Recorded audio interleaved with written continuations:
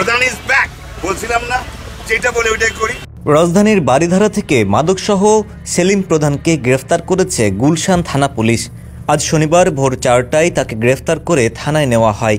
এ তথ্য নিশ্চিত করেছেন পুলিশের গুলশান জোনের অতিরিক্ত উপপুলিশ কমিশনার আলামিন হোসাইন।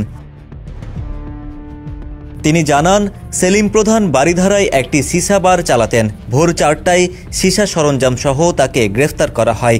তার বিরুদ্ধে গুলশান থানায় মাদক মামলা হয়েছে।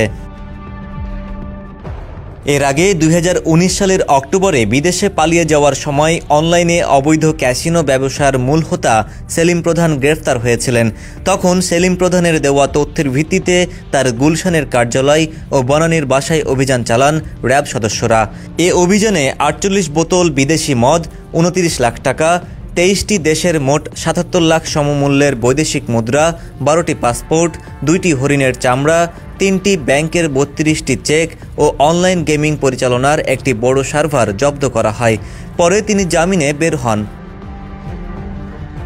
পুলিশের গুলশান জোনের অতিরিক্ত উপপুলিশ কমিশনার আলামিন হোসাইন জানিয়েছেন, সেলিম প্রধানের বিরুদ্ধে মাদক মামলা হয়েছে, তাকে আদালতে পাঠানো হয়েছে।